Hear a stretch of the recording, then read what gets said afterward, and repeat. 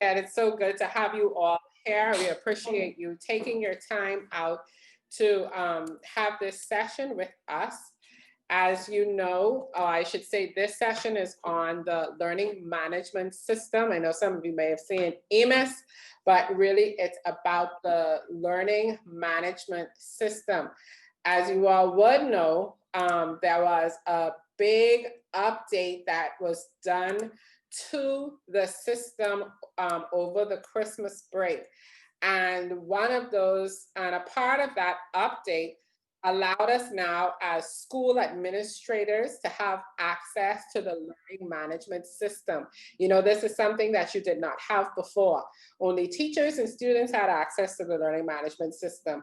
Now administrators have access and you can go in, and this is what we want to show you today and share with you so that you can do your job more efficiently in terms of your monitoring and supporting your teachers.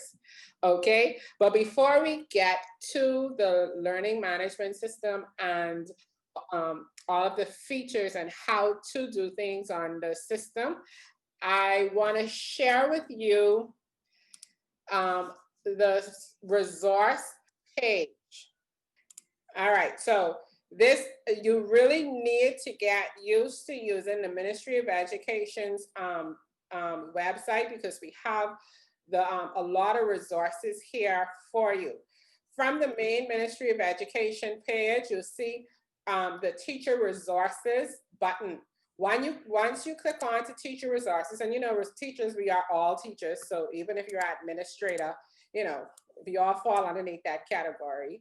Here on the teacher resources page, you will find the login button for the LMS and EMIS if you don't want to go through the long way, or if you don't remember it. And you also have your login for Office 365. Let's make my screen a little bigger. It's for you to log into the Office 365 for your email or whatever, that's right here. Then we did some redesign on this page to ensure that you can see and find the support that you need much easier.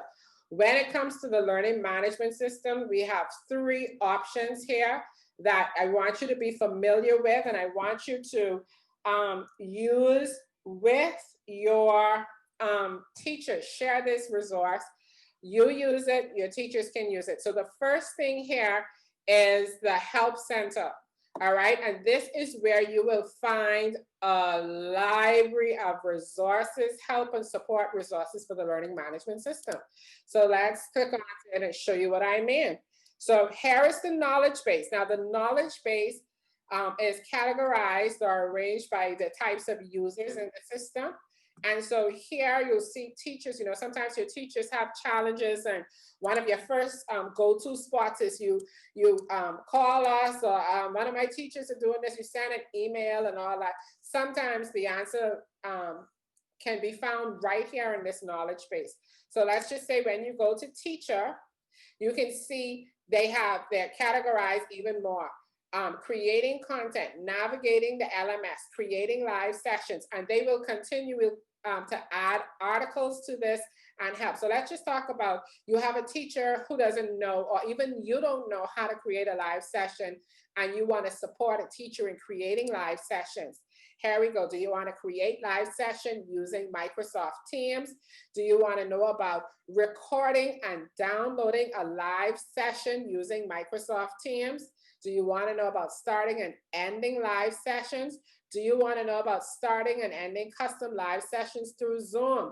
Do you want to know how to create recurring live sessions? You see, these are here. When you click onto it, you'll see that there's some help and how to, with images, and in some cases even video, to show you how to do these particular functions. And this has been available to us. And I want you to explore this area. I know for administrators, you did not get all of the training that the teachers would have gotten, but everything is right here. Adding content, and you see we added images so that, you know, to make it more graphic so that we can understand what it is that is happening. So this knowledge base, guys, it's here for you, how to create assignments. It has tons and tons of support for your teachers and for you. All right. When you come into school administrator, how to navigate the LMS, logging in, the admin access, everything that we're showing you now in this session is also available here. All right, and you'll see it in an easy to read format that you can just follow along. There's even a video there for you. All right, so resources are available to you. Going back to our teacher resources, another thing that I want to share with you is this option here to submit a ticket. A lot of times, and you know, because we're still working on the system, we will have bugs, we will have issues that may be specific to a particular teacher or a particular school. In regards to the learning management system. What we want to encourage you to do, because some of you, what we've been doing is, you know, you'll send either a Teams message or a WhatsApp message or an email, and between me and Ms. Sinclair, it really gets lost sometimes in all of the feed and everything. And so this ticket system helps us to organize the issues as they come in. And so we are encouraging you for you, when your teachers come to you and say, well, I have this challenge, this disappear, I'm not seeing this, and the answer is not in the knowledge base, the next thing to do is you submit a ticket. So you can choose whether it's a issue that your teacher is facing, whether you want to report a bug, something is coming up really weird, or after working through it, you want to request a new feature. And I must say the one-on-one team has been working really good with us in terms of new feature requests, because this particular access that you will have access to right now as administrators, I want you to know this particular role does not exist in any of the other learning management systems around the world. Over 5,000 learning management systems, and the one-on-one educational services company, we told them, you know, administrators need access to do this, this, and this, and they had their developers go and create this level of access so that you can see this. So that's one of the things, you know, when you look at feature requests, I know for some persons you may feel we're not responding to your questions or your concerns quick enough. Well, you know, it's a lot to deal with. And sometimes when you ask for something, someone else is asking for the complete opposite of it. So, you know, you have to balance those things out. So I want to encourage you with this as well to be patient with us, and encourage your teachers, you know, to be patient with us too as we continue to develop this system so that it can meet our needs. And, you know, we won't know everything about it. We won't know everything about the behaviors of our users. You know, we're in this now for a few months, and we have a lot to learn, but we can learn together, and we want you to help us by using the same ticket option too, because sometimes we don't know things are going on until if you don't tell us, because our views are sometimes a bit different.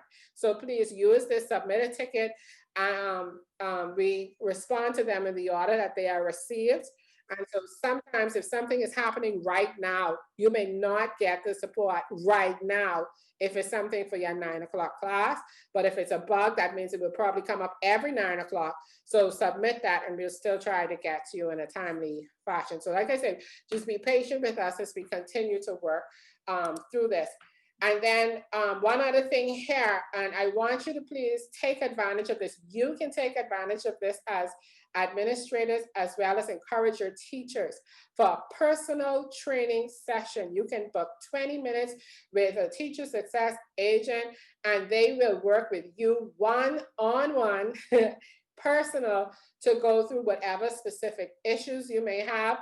They will share screen, they will help you work one by one, but you can book a session. You can do this as an administrator, and you can also share this resource with your teachers. You have a teacher who's still struggling and needs some more support. Please take advantage of this personal training. You know, we hear it a lot of times that, oh, you know, the session was going too fast, or everyone don't learn through Zoom, and you know, teachers need more hands-on training. This is the best way to get some one-on-one support. All right. And then while I'm on this page, I really have to show this to you because I learned that a lot of persons did not know. From the Ministry of Education website, there's a button called Curriculum. When you click on the curriculum, here you will find all of the curriculum documents and pacing guides for every grade level and subjects that are available to us. So if you are in primary school, you know that last January, we released these instructional guides per grade level. So now, you know, we pulled out all of the grade 1, math, language, everything. So it could be in this one document. All right. And then you have here the Easter term pacing guide. If you're looking for it, it's right here. If you are at secondary, you also have the curriculum and PJC syllabus available to you. Those that we have, and wherever those are available, you also see the pacing guides for the different subject areas, okay? So take some time and explore this awesome resource. And it's been there, it's from the ministry website. If you go on the teacher resources page too, you will also see a link that says for curriculum instruction. It will also take you there. All right. So just wanted to show this and take the time to actually go through this with you, because I realize that sometimes, you know, you just don't know. All right. And so please take advantage of those areas, and you will find a lot of information, I know.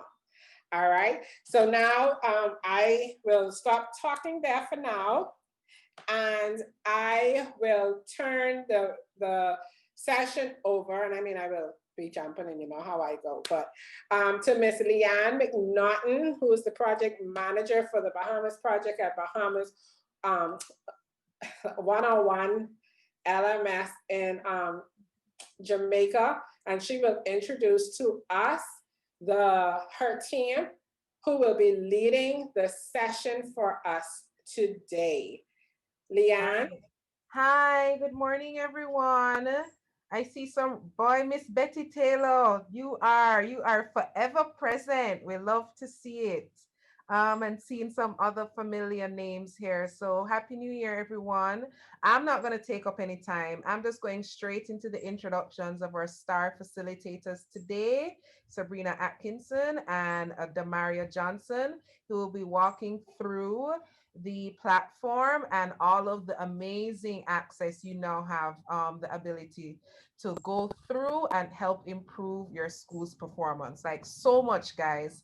And what I just want you to use this session as an opportunity to learn. Like, don't focus so much on doing it because you might get caught and it might be like information overload, but just really pay attention to the facilitators right now. And we have the video recording after this, the video tutorials, the link to the article for you guys to walk through step by step.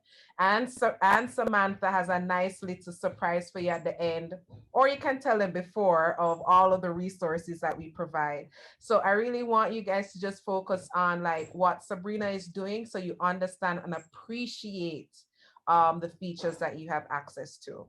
All right, Sabrina, take it away. Okay, good morning, everyone. As Leon said, I'm Sabrina Atkinson, and I will be your facilitator for today's tutorial session. And let me just log out so I can show you the process of signing in and accessing the report admin side from the beginning. So I'm just going to bahamas.1on1lms.com, and if you are a teacher or you're logging or you've seen somebody log into the LMS before with their MOE email, then you would know to log in. You go to staff and then click the login with Microsoft button. Now, what happens here is that you have to type in your MOE given email address. So it's going to be your name at moe.edu.bs, or if you have a different variation of it, but it should have something .edu.bs and then the password, right? And that's the only way you're going to be able to access all of the goodness that we have once you log in with your MOE given email and password, right? So what you're seeing here is the page that a teacher would see when they first log in, right? But if you aren't a teacher, when you log in, you're going to be taken straight to the admin dashboard, and that's okay. But I'm just going to show you what happens here with logging in from the teacher side. So I'm going to go ahead and click go on the learning management system. And as you can see here, I have a couple of classes. I have some live sessions coming up. And this is because, as I said before, this is my teacher account. So to switch to the report side of things, or the admin side of things, I'm going to come to the right-hand corner of the screen here, and I'm going to click this shield icon. And you see it says instructor, learning management, report administrator, learning management. So they're both the same name, but this one is report administrator, and that's what I click to get to the admin dashboard. And it looks much different from the teacher side.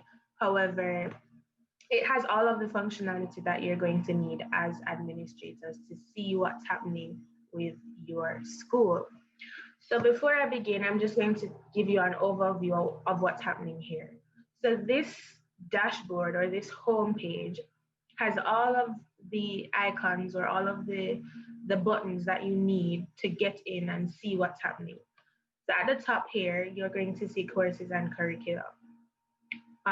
In the next release, you won't be able to see courses because the functionality already exists in Curricula. So we're just making it super easy for you to do what you need to do. So Curricula is what we call subjects.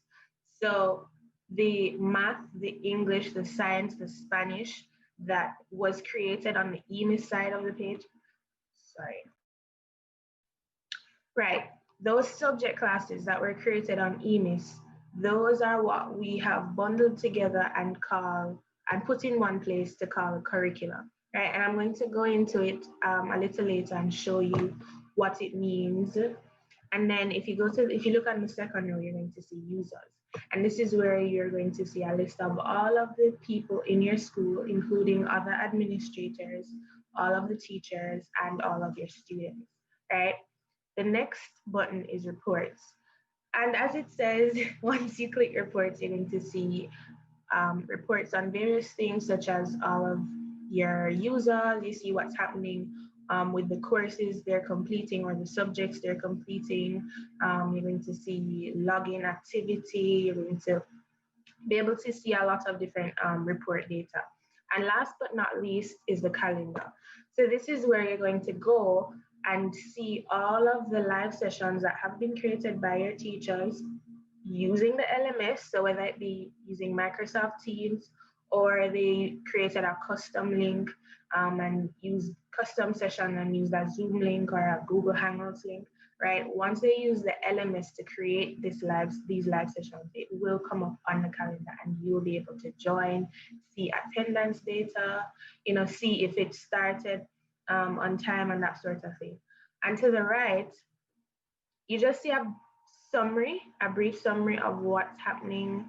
So you see the total courses that have been created in your school.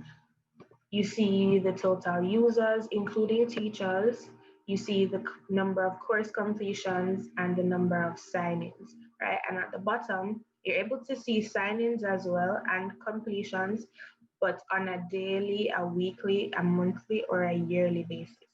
And that's pretty good information. So what I'm going to start with is the calendar. So I'm just going to click the calendar icon, and you see literally a calendar.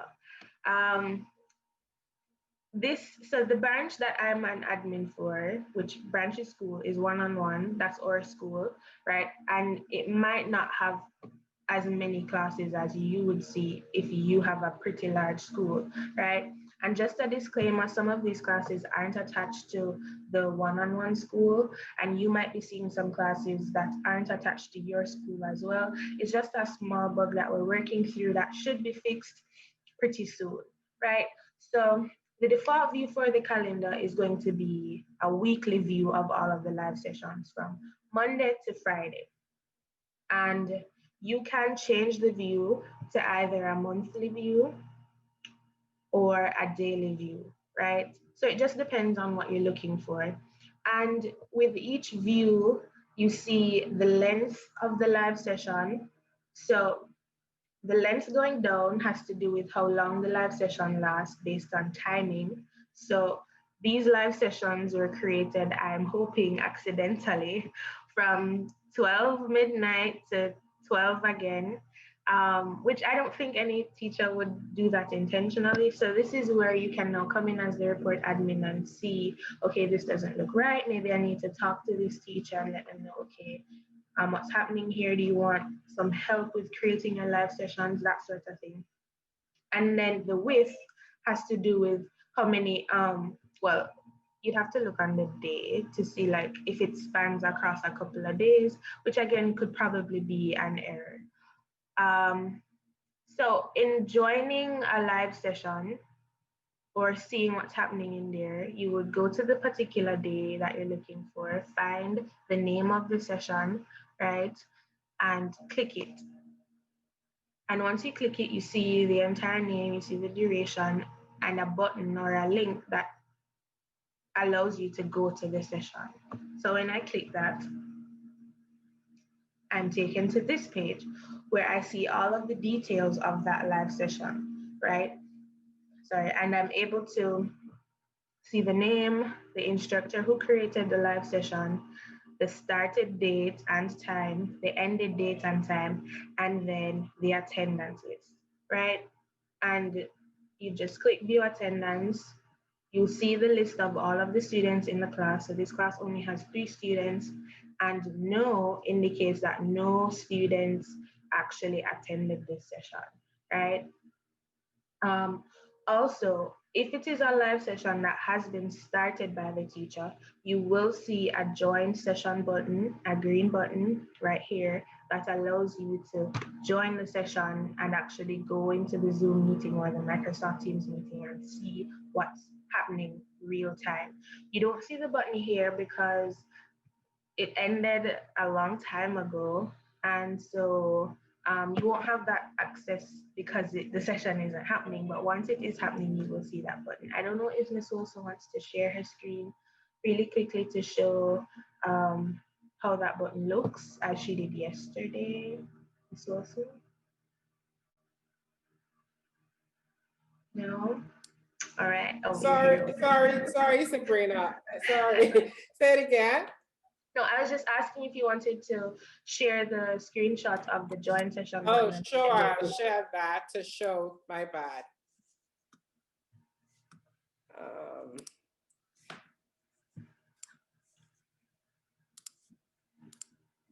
All right. Yeah. So you can describe it. Okay, so this is how the green button would look, administrators, for you to join the session, right? Okay, thank you, Ms. Wilson. And just to say, when you click join session, it will go directly to whichever video conferencing tool that they use, whether it be Zoom, Microsoft Teams, Google Meet. And I really liked how Samantha, you explained it yesterday. We can take it to the door, but we can't guarantee that you're going to be let in. So if the teacher still has the waiting room enabled, which they should, just because you have access to the video conferencing link does not guarantee you access to the class. The teacher still has to let you. Right, that is so true. Okay, so that's basically it for the calendar where you get to join the live sessions. I don't know if there are any questions you might have and you want me to address or something you want me to clear up before I move on to the next thing. Okay, sorry, I had to step away just for a minute, but did you clarify that there may be instances where sessions may be from other schools on the calendar right now? I did. That's it then. Excuse me 1 second. Sabrina and Samantha, when you went back to that attendance and attended, those who enroll and attendance, when I checked that out yesterday for a particular class, and I checked again this morning, um, it said that 14 persons are enrolled or attending the class, but when you actually go into the session, you see all of the kids who are actually in the session. Could that be something that it's not recording, or depending on how they join? I'm not. Right. So once the students join the session through the LMS, it will record them as attended. So that might have been a case where the teacher shared a link outside of the LMS, or their classmates shared the link outside of the LMS. But once the students click join session from the LMS, it will capture their attendance. Okay, thank you so much. No problem. Are there any more questions? We're all good on joining live sessions and seeing the details, seeing the attendance list. Yes? All right, awesome. So the next thing I want to talk about is the users list. So I'm going to click users, and what I see is a long list, in this case, not so long, of all of the users in this school, in my school, right? And as I said before, it shows me all of the user types. So whether it be a report administrator, an instructor, or a student, I'm going to see the registration date and the last login time for all of those users. And then the functionality or the goodness of this doesn't stop here. If I click the name of the student, I'm taken to a page where I see even more details, right? So here I'm viewing the user profile for the student Daniel test. I see every single day that he logs in, how many times per day he logs in, right? I can look at that based on the month or the year, right? I see how many courses he has completed, how many tests he has passed, certificates, how many points, right? I see gamification information, which is just many badges or points he has gotten.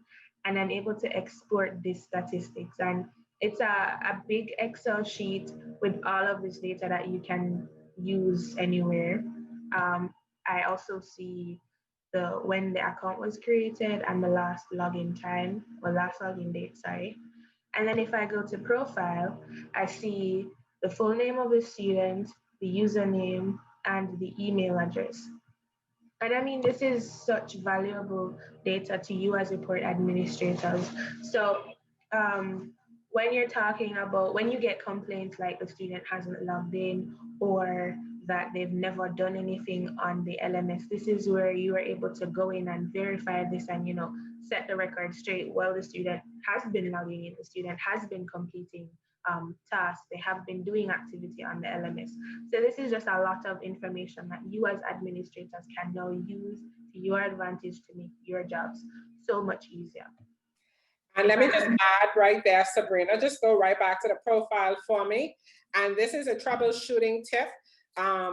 Sometimes you may get complaints from students saying that when they log into the system, it may say no classes assigned or the username not found or anything like this. If you need to find out what username is in the system for the child, this is one of the first places you can go to the profile and you see that say Dan testing 16444. So if the student comes to you and say, oh, I logging in with Dan testing 39384, even though that may have been given to them and for some reason there were two accounts in the system with two different numbers, you can say the one that you should be logging in with is this.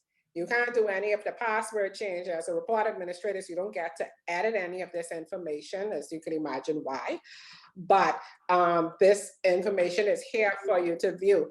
And if you just go right back to that user page for me while we're here too.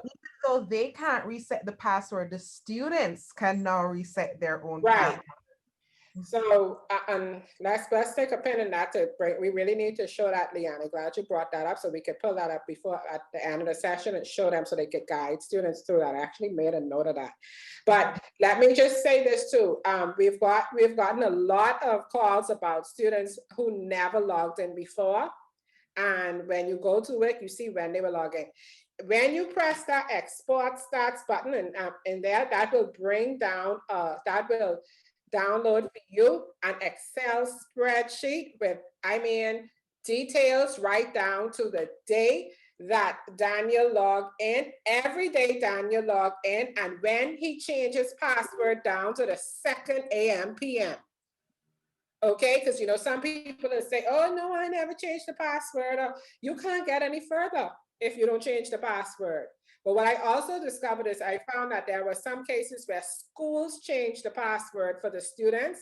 They did that initial login for the children, changed the password from the Welcome 20 to whatever, and gave them their own unique password. I'm just discovering that too. And so you had parents who say, well, we never logged in. They just got this from the teacher or whatever. But now as report administrators in the system, you can come in and see, and you'll be like, oh, I only see where this child was logged in. So perhaps maybe it was the teacher if that's the case. But it's difficult to argue that Daniel never had access to the system on this. And then the thing is, it tells you how many times he logged in for that particular date. So it's not just, that's what that really showing you, because logging in, you logged in 5 times for the day, you log in 4 times for the day, whatever. All right. So a lot of the questions and queries that you're, and by the way, this is all users. So even you get this information on teachers as well. I know we're talking about the students and you want to know, go there and you get this exact same data for your staff. All right. And so when you get into it, I want you to press the export stats button, and you could even schedule it too. So if you have, so it could automatically do that for you every once in a while. But see all of that. Sit down with the rest of your administrators and go through them and determine how valuable this data is to you and what you can do with it. All right. Go ahead, Sabrina. Thank you, Ms. Wilson. All right, so I'm just going to show you what you see if you go to courses for the particular student. You get to see what he or she has been doing, if they started it, the progress in percentage, the score, if they started it, if they completed it, the completion date. And the same thing for the curriculum, which remember, so curricula, the subject classes, PE, RE, music, computer science, and then courses would be the different sections within those subject classes. And I'm just gonna switch really quickly to the teacher account to show you what I mean.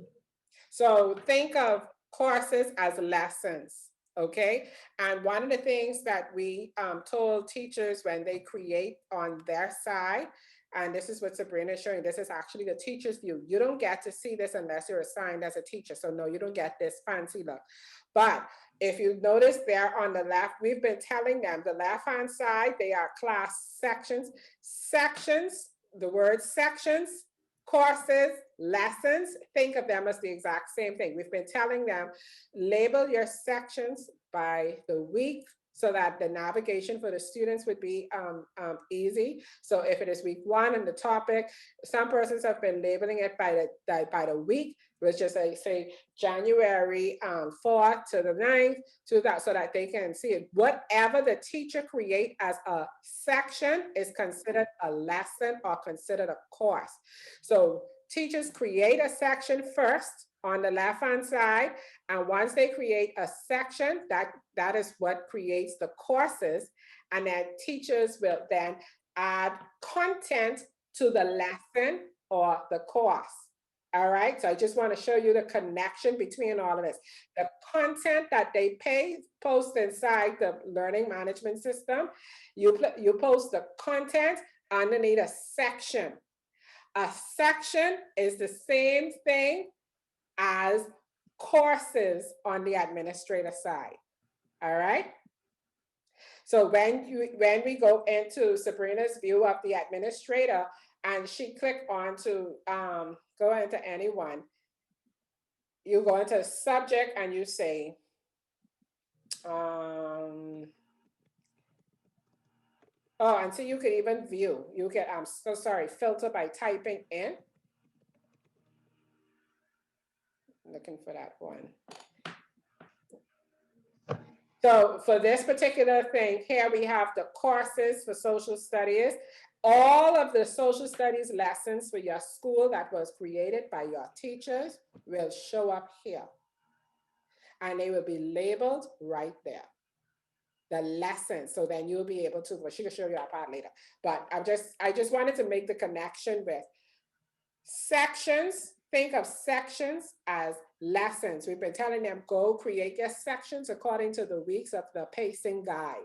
So if the pacing guide is this week, you're doing main idea, they'll say week 1, main idea week 4, directions week 5, my country. Then everything inside that course is the same, will be the content that the teacher placed in there. Okay, so think of it, sections, courses, lessons, think of them all as one, synonymous in this platform.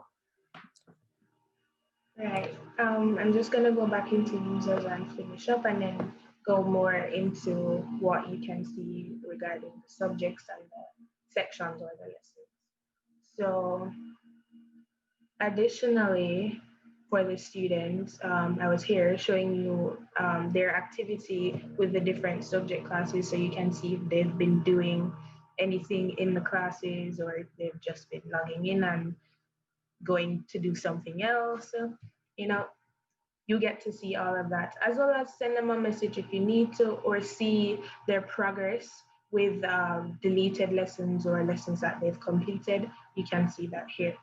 So and now, let me just say one other thing inside there's a troubleshooting tip as well. Sometimes you hear the students will say they don't have a particular subject on their dashboard. That this is a place that you can come and check. All of these where it says enrolled, enrolled, enrolled, they are on Daniel's dashboard. If she click on to the following pages, you'll see some classes that he's not enrolled. So you can verify. See, if that means that they're not enrolled. So if a student say, oh, I don't have my math class on my dashboard, now you can go in and verify, be like, oh, for real, it's not, you're not enrolled in your math class. Then you know that you can direct that now to the systems administrator, because all of the classes are created in the EMIS. So that's just a troubleshooting tip, because that's one of the things that come up. Subjects are missing from the dashboard, and that's also for teachers too. Teachers say sometimes too that subjects are missing from their dashboard. You come right there and see if they are enrolled in it. If it's not showing up in the system for you, it's not showing up in the system for them. All right. right, that's a good tip, Ms. Wilson. Thank you so much. All right, so next, I'm going to be talking about Curricula, which we've been talking about a little bit before. So if you go into Curricula, which again, the subject classes, you're going to see name as the first column. And then if you look here, you're going to see subject. The difference between these two columns, the name is what's given to the subject, that specific subject for that specific grade or that specific teacher's class by the school system administrators in EMIS. So if I order this here by alphabetical order, you're going to see that all of these are art and design classes, right? However, this one is art and design 1, 2, 3, and these are art and design. And if you look, there are 2 grade 6 art and design classes, but you might not know the difference between them. And so the name that's given in the EMIS this is where it comes in and plays a good role in distinguishing the difference between classes. And Ms. Wilson says that if once you get more familiar with all of this, you can now go in and adjust the names that you call the class, whether it be based on the teacher's name or I'm not exactly sure what sort of naming convention you would have for your particular school, but having gone through all of this and seeing, okay, it would be better if I'm able to see the difference between these 2 grade 6 classes or these 2 grade 1 art and design classes, like what's the teacher, without having to go into it to see all of the details. Right. I don't know if you want to add something here, Ms. Wilson, before I move on. Right, so just you were saying, you know how we have like the naming of the class letters, 4G, 7R1. You might want to say art and design, 7R1 or 7G, 7 whatever. And that is done from an EMIS, okay? And so once, like Sabrina said, you want to get familiar with this. And then your system administrators, we showed them how to change the name of it in the EMIS last week. And so that's something that you could have a discussion with them on and how you want to rename the actual class, the names of the classes, so that you can identify it better for when, if you just want to find one. Because the larger schools will definitely get really messy on your feed. And so having a unique identifier will be important. Yeah, and I'll just add one thing too. The name that shows up that is created on the EMIS, the subject name that you create, is the same name that will show up here on the admin side, which is the same name that will show up on the student and teacher side for the class cards. So it's very, very important, whatever naming convention that you come up with, or that is established for the school, just know that it will show up in those 3 places. So the student should also be able to have an easy identifier. So don't do it for you or just for you, but do it for the teacher and the students as well, so they know what class I'm supposed to join or what class this is. Yeah, I just wanted to show an actual example of that. So there's this math class, Sabrina's math class. I don't think that's very professional to name the class Sabrina's math class, but that's what the name is in EMIS. So that's what's being reflected here on the teacher side. And if I were to go to the student account, that would be the same thing there.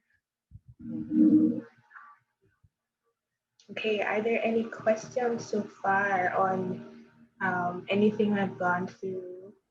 Yes. Yes, Sure. I have a question. Um, how flexible is the system? Let's say I have a student for the option classes. Let's say there's an option class with food and nutrition and graphical communication. If a student for the Christmas term was registered on the system, being in the food and nutrition class, and they decide come January, they want to switch to graphical communication, does the system allow you to make that change? Sure, I'll give my answer and then Liam can add. So that change would be done in the. Oh, okay, sure. Yeah.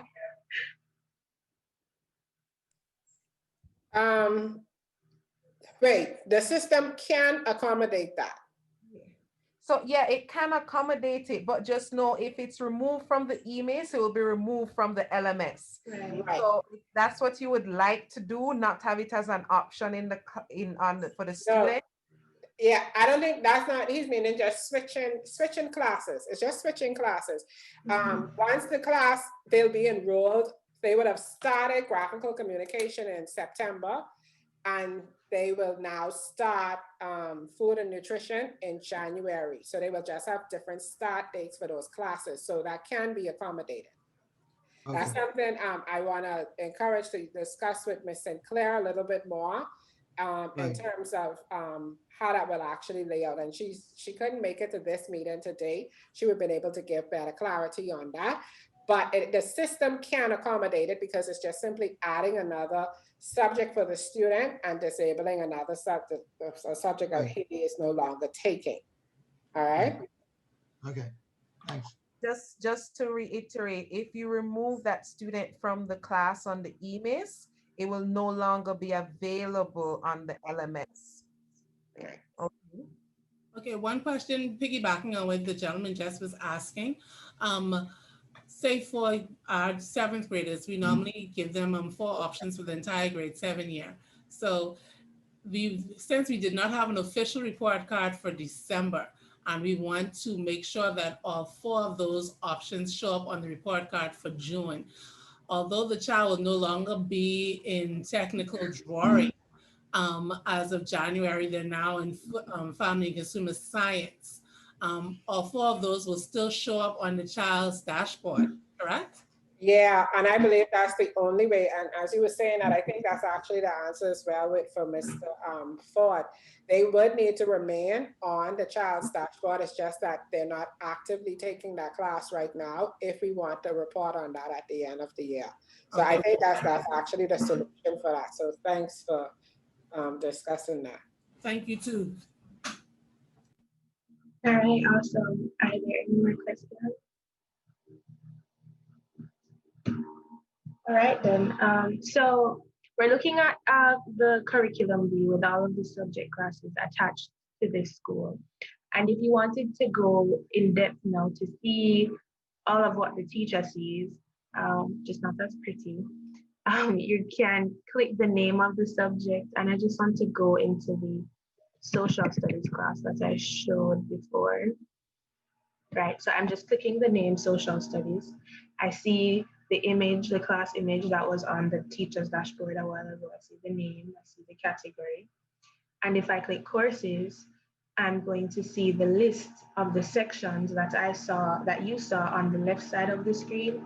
And if I click any one of them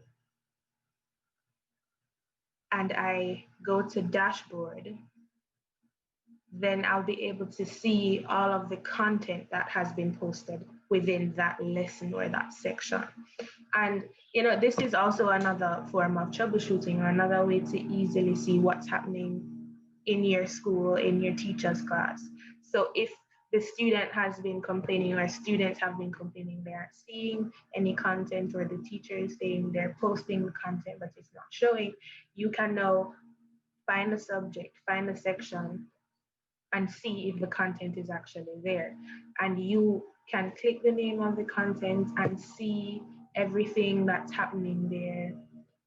You see the PDFs, you see the links, the videos, you see everything that has been posted within that class, right? So as the administrator, you have full view of everything that's happening. It's just that some of the permissions are reduced. So you wouldn't be able to edit any of this, but you can tell what's exactly there and if it's showing or if it's in the right place as the administrator. So once again, if you can see it, the students can see it. If you can't see it, the students can't see it, the teacher can't see it. So this is a good way, oh, I had it here, I have it here. Some students, now if you can see it and you hear some students say, well, I still can't see it, then that means that it boils down to perhaps the device that they're using. All right, but if for sure you don't see it either, then we know that something further, it wasn't posted correctly or something like that. Or it may be a system bug where, I don't know, and it's something that you can report, okay? But this is where you get to see now what the content that is being posted for each lesson. By the way, that progress bar that tells you how students progress through a lesson, it will not, let me tell you how that happens. All of the content that the teacher posts for that lesson, the students have to engage with each one of them in order to get 100%. Okay, so they must, this is one of the reasons we had to change the teacher stream a bit, because like when you're on Facebook or one of those things, you have all of those things, but you just scroll. Just because you see it and scroll doesn't mean that you viewed it. So in order to know if the students view the content, they have to click onto it and come into here, and then they say, okay, I saw it, complete and continue. And when they click onto that, then the progress bar will move. So they now almost have to confirm, hey, I saw this piece of content, or I didn't. So if you hear students say, oh, my progress bar isn't moving, or the children aren't completing the assignments, because when you go back to the dashboard, for me, please, Sabrina, you'll see right now you have 0 completed, and you may be thinking, wait, the children aren't doing the work, going through the content, and maybe because now they did not go through the content, or they did not press that complete. And that's one of the gonna be part of the training that we're gonna add to the teachers training next week, because that's something that's new with this particular update. And as students complete the activities and go through the various content with this lesson, you will see that completion rate changing. You will also see how much time students are spending in this particular lesson with the content. You will see the average score. If they have quizzes and assignments attached to this particular lesson, you will be able to see all of that right here in this view.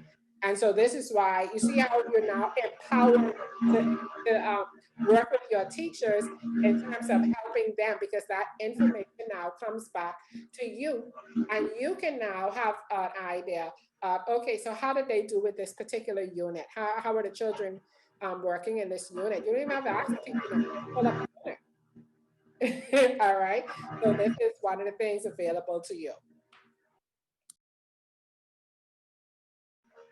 Okay, thank you so much, Ms. Wilson. I think that's just amazing information that the administrators can feel more comfortable knowing that they have all this power. And to be honest, that's it. You have all of the information that you need, all of the steps, all of the resources to go and be great administrators. I don't know if you have any more questions you want me to answer, or anything you want me to go over, something that was not clear. I can definitely do that for you. We have a bit more time left. Hello, good morning. Good morning. Hi, I wanted to know, I see the content and everything. If the teacher does those things during the class time and the child is present, the child's progress would not move if it's done during class time. Showing the PowerPoint and the worksheet is completed in class if the link is shared during the lesson. All right, so the thing is, yeah, if a teacher shares the PowerPoint and because they share screen during the video conferencing, no, it will not do. However, the worksheet, the children should still be encouraged to go and complete the worksheet through their login. But if they decide to share the link through Zoom or through Teams, yes, then no, they're working outside of the system. You see, so it can't record anything that happens outside of the learning management system. So that's going to be part of our training with teachers, encouraging them, okay, so we're in the Zoom session and I'm teaching the PowerPoint. Then you say, all right, so now it's time for us to do our classwork. Make sure you're logged into the LMS and go to it. They can even share their screen and show them where it is on the list. Open up your worksheet or click onto that, and then go and do this activity. But the student needs to engage with the platform in order for the platform to gather the data from it. Okay, if they don't go into it, we cannot get from it. Okay. Okay. Yes, they're having issues with it. Okay. All right. Good morning. Oh, sorry, go ahead. I was listening to the gentleman asking about taking students from Family Consumer Science, right? And so the June report card should have all of those electives, the 4 elective students did. So that means that whatever grade they got for December will appear for June. Now, I just want to put a pause in the EMIS conversation, because we have another training session with you in another 2 weeks, I think, that will deal with all of that, report cards and what's supposed to happen. So I don't want to have that conversation because that happens in the EMIS, okay? Report cards and what grades are supposed to be brought, how many grades are supposed to go in. All of that, we have a whole session on just report card and EMIS for you soon as we finish with this LMS training with the teachers so that they could get working better and you can support them. That will be coming up in another 2 weeks or so. Once with the training schedule for the teachers, I actually, that will be sent, that will come to you through your district superintendents, okay? That will, I think Ms. Sinclair should send that out to the DSs this week. Today. The training sessions for teachers start on Monday. All right, so that's scheduled. You should get that today. Mr. Johnson? Yes, good morning, Dion Johnson, PG Global. My question, as as we are concentrating on the LMS, I have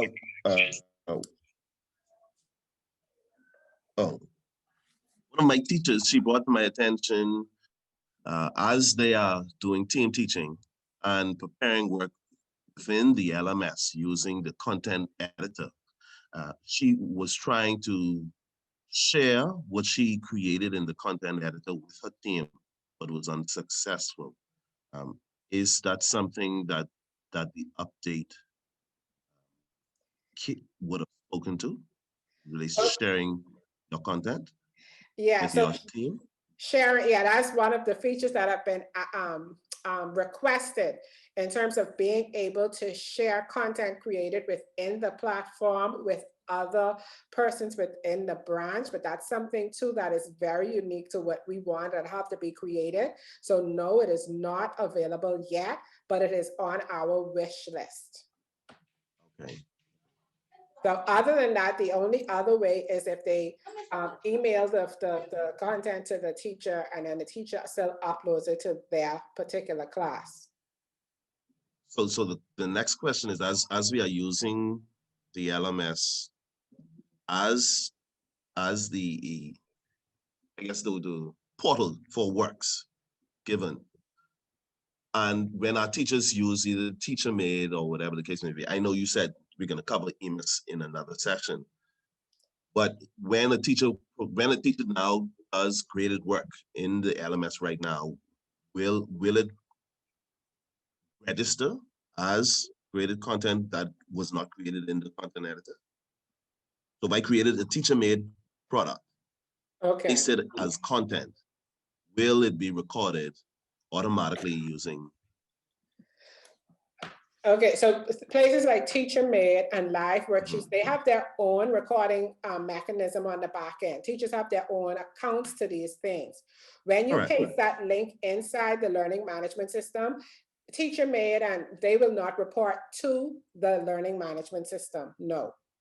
So the learning management system will record that the student accessed the worksheet, but it will not say, it will not know what grade the child got on it, and and keep that grade in the learning management system. That is actually kept in the teacher-made account on the back end. So no, there's not an integration with that where it automatically does that. There are some other tools that can be used, which I guess some more advanced content, like Scorm Packages. So Educaplay is another one of those sites, like similar to Teacher Made. They export their worksheets with Scorm, and you can import that Scorm package in one-on-one platform, and then that can report out. So it's according to where you get the content from. I know that Teacher Made and Live Worksheets, they don't export that way because they want you on their platform. They need you there because they need the viewers so that they could, that's why it's free, because they need the viewers for their sponsors. So no, it can't but we will be able to edit the grades in the LMS. Yeah, and the EMIS, you'll be able to create grades. Yeah, even if it was, even for hard copy, persons who are face-to-face, who are giving out hard copy work, you will still be able to record your grades in the grade book in EMIS. Yeah. Yeah, I'll just add to that what Samantha is saying. If it's not created with or LMS, we don't record those grades or those assignments, right? In the LMS. Don't forget LMS, EMIS, two different things. Right. Exactly. So we have a built-in test feature that we'll encourage teachers to use, and that's where the grading and assignments will automatically happen in the LMS. But we have extensive integrations where you can embed those things. But once the student completes it, the teacher will then have to go to the EMIS and submit the assignments, the grades. Okay. And so I hope that answers your question, Sir Johnson. Yeah, because the next question was going to be then, and you create content using the LMS, is it an automatic transfer over to the EMIS? No, it's not an automatic transfer over to the Yes, because we're And we still don't want it to be automatic, I hope, because everything we don't want to be graded. right. You know, you may have just done a knowledge check, you know, Yeah. or you, yeah, so. Yeah, Mhm. just asking because those are the questions that the teacher are, you know, they're trying to figure out how much of the system is automated versus the manual, as graded, as attendance, you know, those kind of things. So, yeah. So when it comes to attendance and grades, those things are recorded inside the EMIS, right? Right now, our automatic reporting out to the EMIS in terms of, even when it comes to attendance, like we have to be careful for automatically sending to EMIS. Like we thought at the beginning that, hey, once the children log in here, then that means that they should be automatically marked inside the EMIS. But we know that there are cases where, and you know it, some of your children are still not going through the platform to access the classes. They have the Zoom link in the WhatsApp or whatever. And do you want the system to automatically record that that child was absent? You know, so those are things that we have to continue to monitor and make decisions on as you continue to see and perhaps make recommendations on how this will serve us best. Because when you look at these things being automatic, you could run into some problems at this phase, because you know we have a confidence issue when it comes to being secure about this, even this entire virtual environment, you know, so you may want to Correct. watch that. Correct. But, you know, as teachers themselves look at knowing that we have to mark the register attendance for every single class, the question then has been asked, do I take time from my class to mark this register? Or when do you want me to mark this register because I work from 9 to 3? Right, so remember that Ms. Sinclair would have said in the last systems administrator session that one of the things that we're gonna look at, especially at the primary school level, is that morning and afternoon thing. Remember we had brought that up, that's one of the things that we're working on looking at anyway, when it comes to attendance. But as a teacher or as an administrator, you might perhaps say to your teachers, even if you take attendance for the day or attendance on a piece of paper that day, by the end of the week, update your attendance in the EMIS. By the end of the day, update your attendance in the EMIS or something like that. Because for real, it is gonna be quite taxing for a teacher to take the time out right now for every single subject. But even if you were in a physical environment, especially in the high school, you took your register anyway for every single class that came into you. It is just now whether you're going to put that into the EMIS. So for primary school teachers who see their children all day, we're looking at switching that over to morning and afternoons for you. And so you just may want to just encourage your teachers, but what to do is you could do a morning and afternoon attendance if that's what it is, but you know that, you know, if it's on paper or something like that, but when you get into the system, you will have to put them in. And you just sit down and you do that either on your enrichment day or on, you know, some other time, because insisting that it happens during the 30-minute period is rough. But as administrators, you could make that call. Yeah. All right, so I just want Sabrina to finish this last section for reports, and then we can have the open discussion for things related. Yeah, I saw Miss Roll. Miss Roll, let me just get Miss Roll quick, sorry, because her hand was up, and then Sabrina could get into report. Sorry about that, Sabrina. Miss Roll, yeah, Hi, good morning. How you doing? All right. Yeah, I was just wondering if we're going to get a copy of this presentation. Yes, you will. And like you said at the very beginning, everything that we're also showing you here are part of the knowledge base. And I will also share with you at the end of the session an administrator's quick start guide. Thank you so much. I appreciate it. All right, so we were talking a lot about reports throughout the demonstration, but this is the final place that you can go to see a comprehensive report if you just wanted to look at reports for a particular period of time. So this first page on the reports is the overview of the major things in the platform. So you see an overview of the users, overview of the total courses, which again are the sections, the total time spent, and the total subject completions, which would mean that how many students have had their progress bar 100% for all of the sections within a subject, which would mean they have completed the subject. If I go to users, then I would see some more information on the users. I see also overviews, because I think we always go over this, but I think this is pretty powerful, administrators. If you, now that you have access to this, I would always go in here and see what login data looks like for my school, right? So you see this chart here and you see it fluctuating. Is it decreasing? Will it be increasing over the time? When are people logging in? Like the activities, everybody's logging in the morning or in the afternoon. If you look at it per week, per month, per year, I think this is really good data that you guys should look at every now and again to see what is a login activity for my school. Okay. All right, go ahead, Sabrina. All right, so users, right, you see a breakdown of the learners, which would be the students, versus the instructors, which would be the teachers. You see the number of completions, you see the time spent, the latest activity, right? And then you get to see the list just as you would see it in the users table. However, now you're seeing it against the course completions and the last login, right? And then the user type.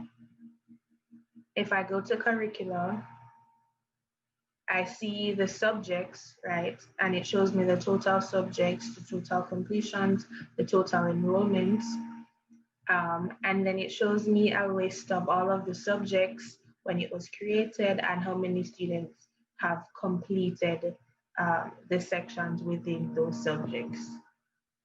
And then tests, it shows me a list of all of the tests that have been created and passed within the LMS. So this is talking about those tests that the teachers create on the platform. So it's not talking about any Google Forms tests that would have been embedded, or any Kahoot quizzes or anything like that. These are the tests that were created from the LMS. And you'll see the lesson it's associated with, the completed rate, the pass rate, and the average score. And then at the average score for the individual test, and then at the top, you'll see the total tests, the total completions, the average score, and the latest activity. So the last time a student attempted to complete or attempted a test. And then the same data for surveys. Number of surveys, completions, latest activity, right? And that is the overview of reports. And I'm just gonna go back to the dashboard to refresh your memory of all of the things. So there's Curricula, users, reports, and calendar. Curricula is talking about the subjects within the school. So the subjects that were created on the EMIS and assigned to the different teachers, assigned to the students. User shows you a list of all of the students, instructors, and administrators in your school. Reports shows you reports on various things, and then calendar allows you to go in and join the live lessons that were created for your school. Thank you. The floor is now open for questions.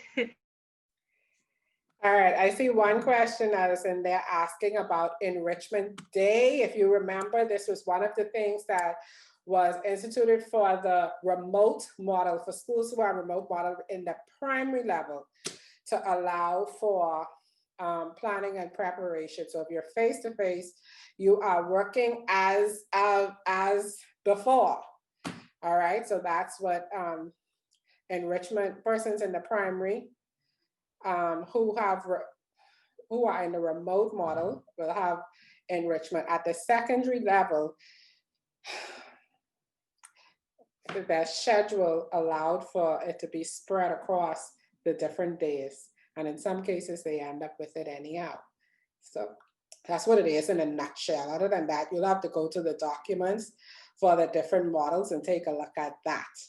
So I see Miss Sinclair joined us. Hey, Miss Sinclair, welcome. I think we had another good session. Sabrina killed it again. We did have a number of questions regarding AMIS and report card, and I told them that, you know, we're gonna have a whole AMIS report card session coming up shortly.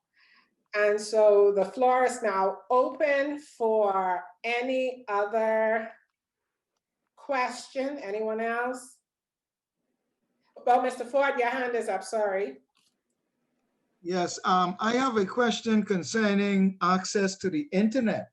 Since we have resumed for the new year, our students have not been able to sign on. I think the packages are not readily available. I would have received a communique from the district superintendent stating that it should have been activated day before yesterday or yesterday. But as of this morning, we are still not able to access the internet. Can you give me some update on that, please? Yeah, I would recommend you checking right back with your district superintendent and see what the update is, because that would have happened through them. Okay, all right, thanks. Walker?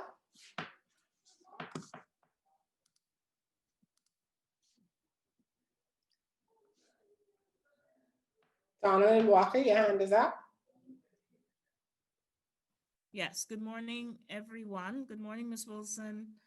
I want to know whether when the changes were made to the EMIS system, the updates, when you change a student or you're trying to add them to classes, does it take 24 hours again before it actually takes, or is it right away now? Or Leanne, you give that wonderful news. Yes, gentle people, we now have instant syncing between the EMIS and the LMS. There might be instant, so some, depending on the update, it might be 2 seconds, but if it's a class, it might take up to a minute, but no longer 24 hours for you to wait for the EMIS changes to be reflected on the LMS, okay? So it's instant syncing. Does that go?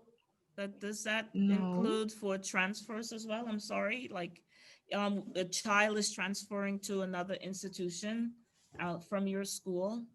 Yes, it does include transfer to students, but you have to be very careful when you're doing the transfer to students to complete the transfer. And Sinclair is nodding head, like heavy head. Sinclair, you want to talk more? Yes, because I've had quite a number of inquiries about transfers this week. I want to caution all of my administrators, please, when it comes to the transfer of students, please let's verify with the district superintendents that this is a legitimate transfer before you engage in that process. So the school that's transferring the child out and the school that's receiving the child, you both have some work to do in terms of the process on both ends, but verification, please let's verify that that student actually has presented at the school that's receiving and that the DSs are aware. So there is a school, a student that I'm checking on right now who transferred from a Family Island to New Providence. And as far as the Family Island school knows, that child is here in New Providence, ready to be put into class here.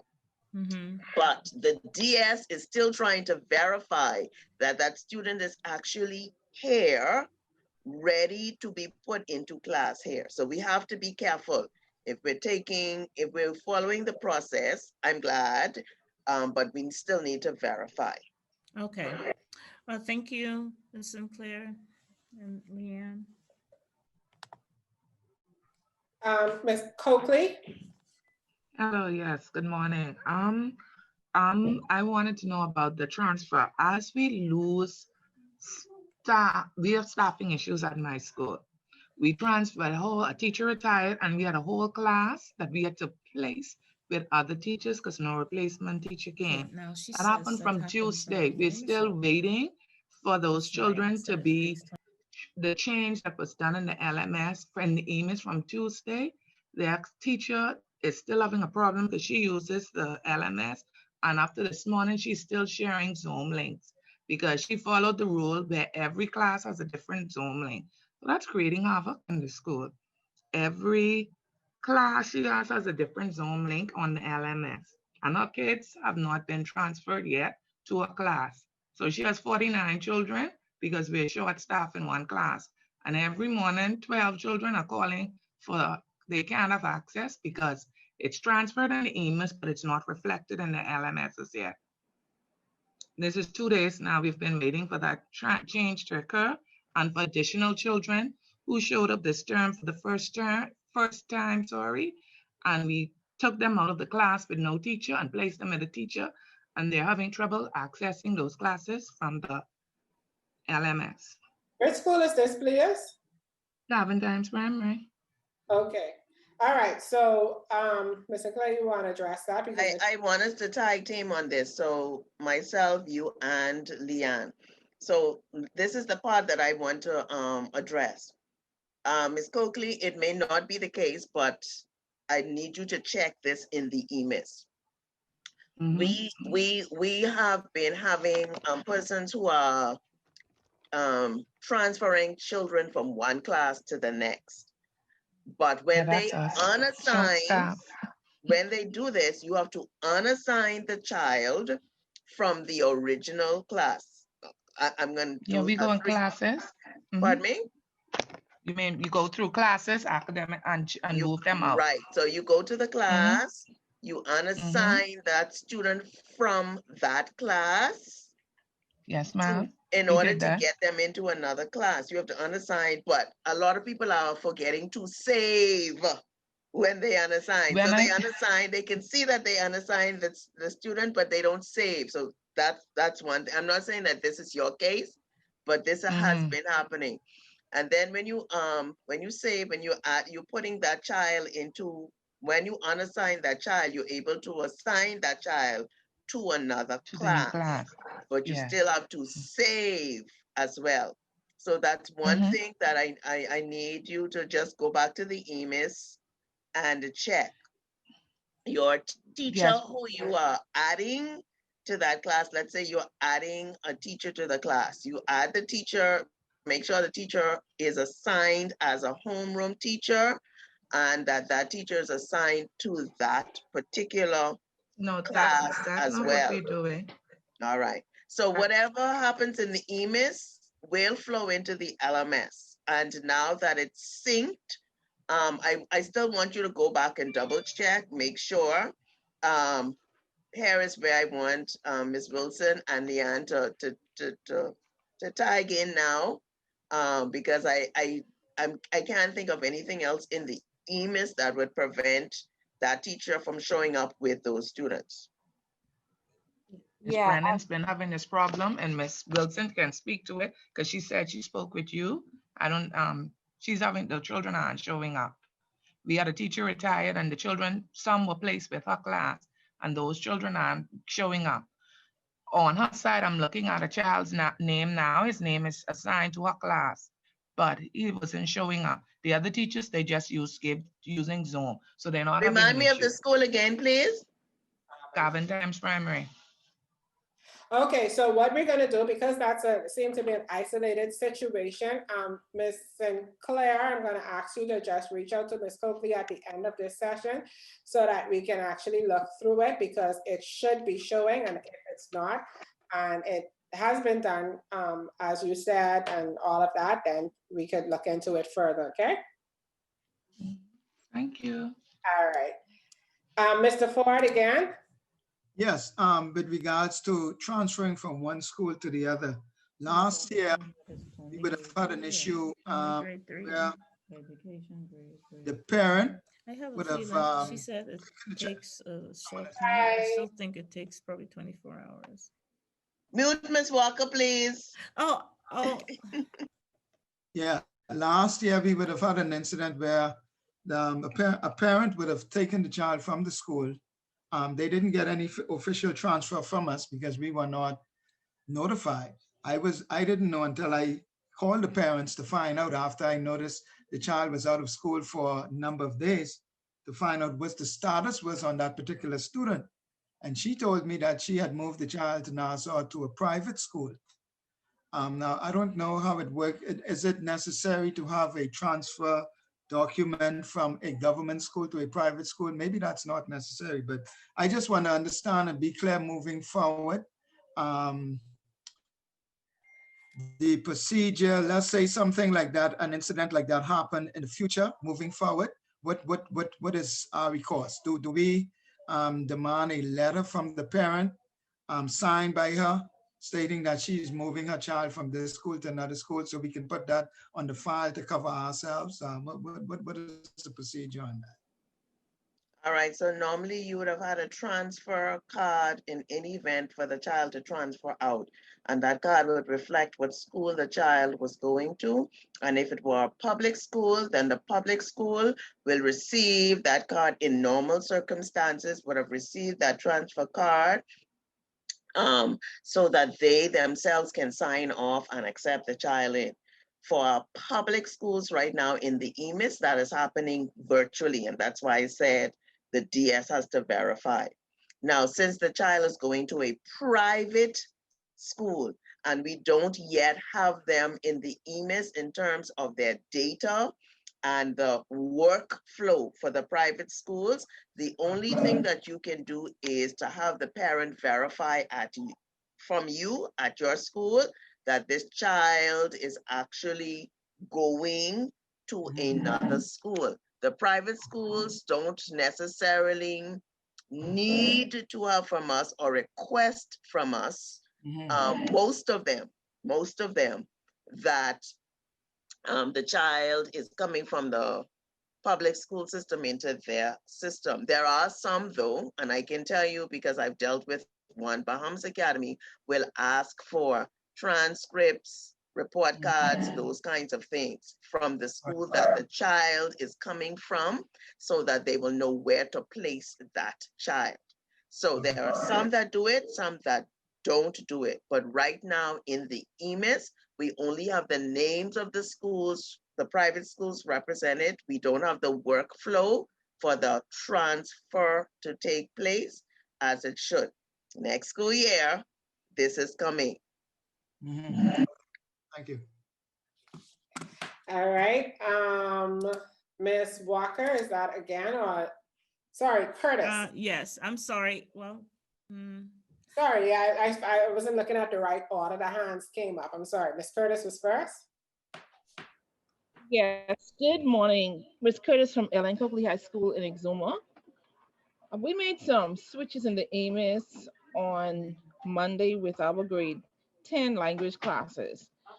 What we noticed is that those changes have not been reflected in the LMS as yet on the student's dashboard. And also when we made those changes, other subjects would have dropped off their dashboard. We would have done all the unassigned and the saved as Ms. Sinclair has mentioned, but we're still having the issue. Is there anything that you could advise us on that we can do to rectify? Okay, so what I'm gonna recommend is that you use that ticket feature, because it really means that we have to come in and look at your particular case and see where it is, because it's difficult to actually say, oh, maybe this is done, that isn't done, but we'll have to actually go in and look and see what was done and what is going on. So remember that page that I showed you at the beginning where from the ministry side, if you submit a ticket, and we're trying to work through them really close, quickly so that we could get to you as quick as possible, okay? Okay, thank you, Ms. Wilson. No problem. Okay, Ms. Walker now, sorry about that.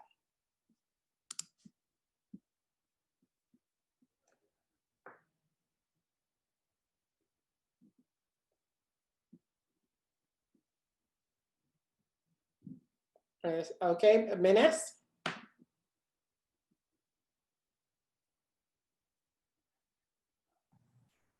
Good morning, all.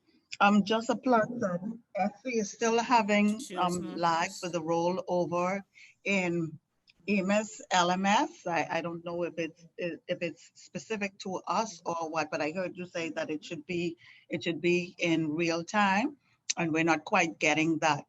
Another plug for the transfers. With students who are transferring, I contact the receiving private school and ask them very nicely to send some sort of documentation indicating that they're going to accept the child, and they have been very compliant, and that kind of solves our issue that way. Thank you. Yeah, I'm sorry.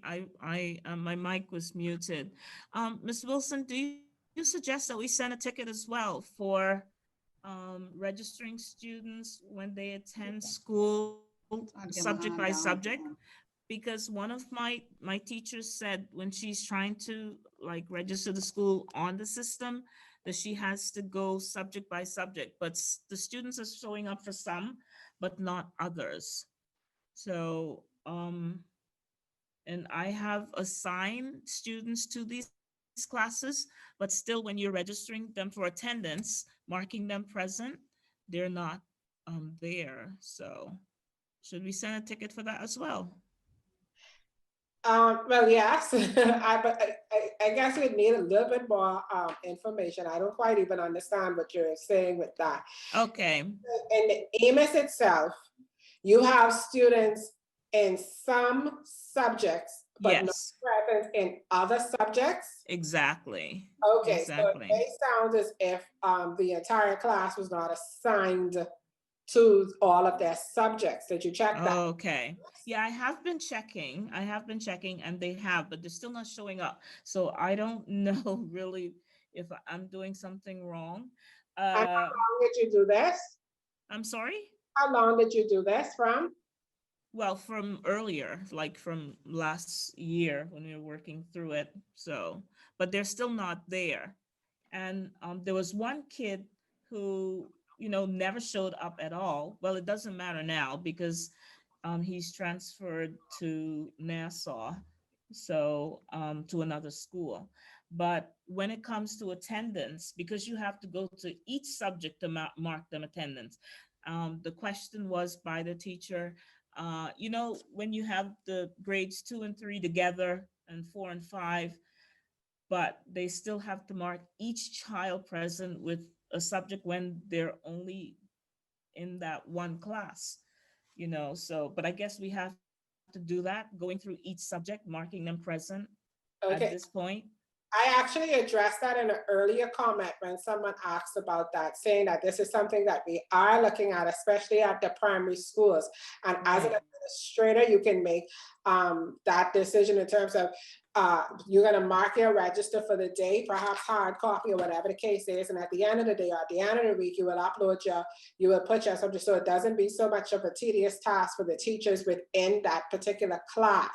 But for right now, it is set per subject, and we are in discussions and will soon come back to you in regards to morning and afternoon attendances. Okay, well, thank you. Thank you very much. I actually have something else to add to that because I think in Ms. Walker's situation, she has a multi-grade classes. So even though students are in the same physical space, there are different grade levels. And so that it's set like that in the EMIS so that even though they're in the same physical space, you would have grade 4 and grade 5, reading grade 4, reading grade 5. So each of those has to be marked, even though it's reading, even though they're in the same physical space, there are different grade levels. So when we compile the data, we're able to see it. That goes for all of those who have the all age multi-grade classes. It may seem a bit tedious in that you're looking at all of these students and then you're not finding some of them because some of them are actually at grade 4. Some of them are actually at grade 5. So when you're on reading, you may see 5 different readings there, but for each grade level. I know that was a concern that a school had, that they told me some of the children were not showing up. but it wasn't that they weren't there. It's that they were at the different grade level. Same teacher, same subject, but different grade level in attendance. Thank you. Any other questions? All right, so no other questions, no other concerns. Wait, let me just check the chat right quick. Is it safe for administrators who were added as secondary teachers or students to now be removed? Sinclair? Listen, I would remove them. I would remove them, right? But I want you to think about it. Now that you have access as report administrators, now that you can go into calendar and see the live sessions, now that you're able to see all of the data there, what else would you need to be able to see in that old way that you had as a student at it or as a secondary teacher at it? So walk through it logically. If it were me, I would remove it. I would say that it's safe to be removed because you have access at this time, because you have access. And that's the answer that I will leave with you. All right, thank you. Then let me just check. I have a teacher who's at 2 schools, but she's only seeing students at 1 school. That sounds like some system administrator work, but what I want you to do is I want you to utilize that submit a ticket so that we can look at your cases one by one and provide individual support for you. All right. Any other questions? You can raise your hand. If not, we will end this session now. And like I said, you will get the schedule for the teacher trainings for next week. I already placed that administrator's guide inside the chat. If you're able to just click onto it, it will download onto your computer right now. And then you will get the copy of the recording and that again via email once you completed that registration form to get in here properly. All right. So thank you to Mario. The link for submitting tickets is right there for you as well. And I want to thank you once again for your attention and your availability for this session. And I hope you can see that, you know, we're really working, you know, trying to get the system up to where, you know, everyone is comfortable, but we do know that really it all comes with practice and experience. You know, some persons will never be completely comfortable because this is a new experience, just because they don't want to. But I want to encourage you now. And by the way, when you go in, don't be afraid to click, click, click. You can't break it. Okay, you can't. We turn off your editing features. You can't edit in LMS or do something out of the way. Press those buttons and see what they do. Do it as an during administrative meeting. Put it up on the screen or share your Zoom or however you meet and explore the different areas and discuss how is this important to you. All right, so please go in and explore. And once again, as you see things and perhaps it's not working properly, use that ticketing feature for us so that we can try to solve the problem. And once again, thank you for your patience and please pass that on to your teachers as well. Thanking them for their patience too as we continue to work through this. All right. Okay, so enjoy the rest of your day.